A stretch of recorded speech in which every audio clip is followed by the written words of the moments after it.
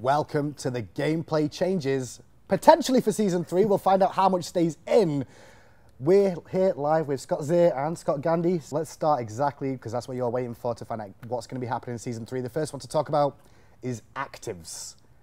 We're going to be doing the Oprah treatment, right?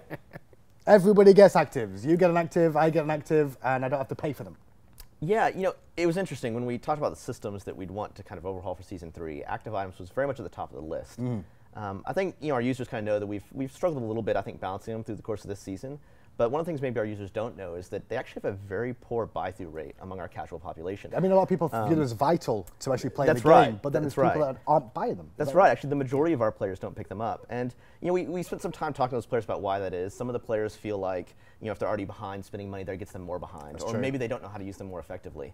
But either way, this was a major system that we just saw not getting enough play and that we wanted to go back and revisit and change. So we're looking at potentially giving everybody a starting active at the beginning of the game that you can choose yourself? Yeah. So one of the things we've done actually is we've renamed them from active items, which is a little bit confusing to some newer users, to just calling them trinkets. Right, okay.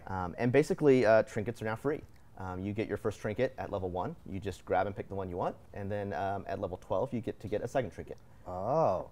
And along with that change, trinkets now also you don't rank them up over the course of the game. So you don't pay more for them, you just get that trinket at that rank. Does it evolve as the game goes on, or is it going to be staying the same as when it starts? It just stays the same as when you get it when it starts. So is it technically a nerf and a buff to trinkets and actives? Because if it's not going to rank up, you're not going to get a lower cooldown on it? Or? It's interesting. They fall somewhere between the tier 2 and tier 3 of what they used to be for actives, at least the ones that are converting over from active items. So for some of them, it's kind of a big buff because you're getting for free basically a tier 2 or tier 3 active right at the start of the game. But for other ones, it's towards the end of the game, it would be considered a little bit of a nerf. So I think purification beads is one example. It'll actually stop short of where the tier 3 used to be. Makes sense. So it's a little bit weaker. But along with that change, we're actually doing other itemizations and adjustments to gods to deal with how much crowd controls there is in general. Well, talking about new items and balances there as well, we're going to be looking potentially at like things with aura items and passives in them in Season 3. We're going to see some new items too, I believe. Yeah, there's definitely, we're kind of holistically looking at the entire itemization system. There's new items, there's pretty big changes to existing items. We kind of have an emphasis too on looking at items that we think over the course of SMITE's last 2 years have gotten a little bit bloated. Okay, now we're looking, it appears we're going to be rebalancing a lot of the gods to look at trying to get strategies going. Is that right? Like team strategies are going to be changing? Yeah, I think one of the things that we're looking at is obviously doing a big change to itemization is going to affect very heavily where gods sit. So there's some adjustments we're going to do based on that. Yep. However, I think when you look at kind of the meta strategy of the game, one of the things we want to do is to better focus gods and teams on whether you're building compositions for kind of early, middle, or late game. Right, okay.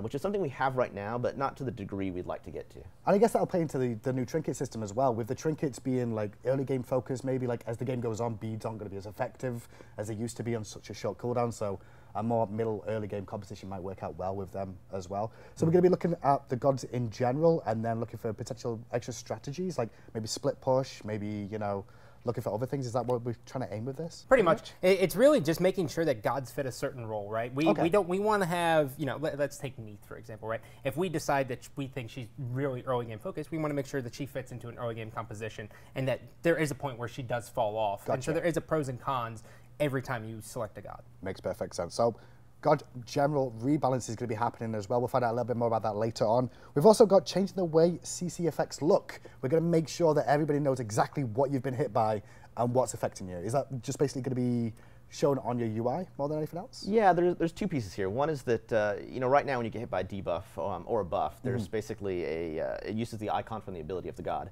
And there's hundreds of abilities in the game. Yeah, of course. So it was kind of a poor decision, I think, to do that there because it's really hard for players to know what happened. And so what we're doing with this season is we're going back and we're making new icons to represent every debuff in the game. It's like stun, that's disarm, right, stun. And especially disarm. Yeah, especially disarm. Especially disarm. It's so confusing. And to be fair, you do see the bar go across. You do see the bar, but it could always be better. So now on your debuff bar when you're stunned, it'll always be the same icon that displays, regardless of who stuns you and what the source is, or if you're silenced or whatever it is. And that's really just to add extra clarity to the game. Awesome. So we're going to be clearing things up for Season 3 as usual. Yeah, and then there's some adjustments to, we've kind of had general rules around the effects, like generally when you're slowed, it's stuff around your feet.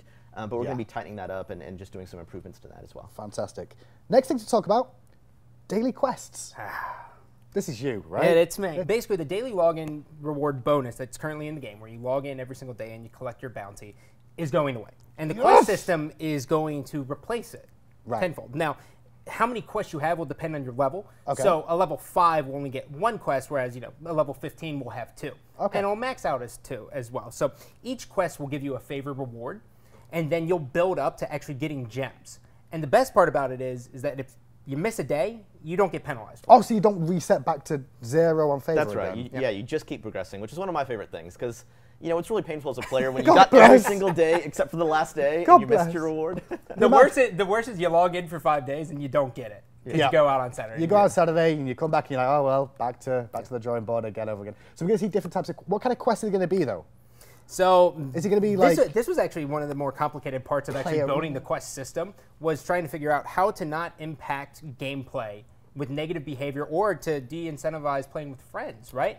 And so what we looked at, we said, okay, well, we can't do game modes, because if I have played 3 Conquest games and Scott Zier has played 3 Arena, we're not going to play together. That's true. So we had to look at what else we could do, and Scott came up with the idea of we should look at pantheons and then role specific. So play 2 games as a hunter or play 3 games as a Roman. Those are kind of the quests you're going to see. Next up, and finally, want to touch on, we are looking at ranked.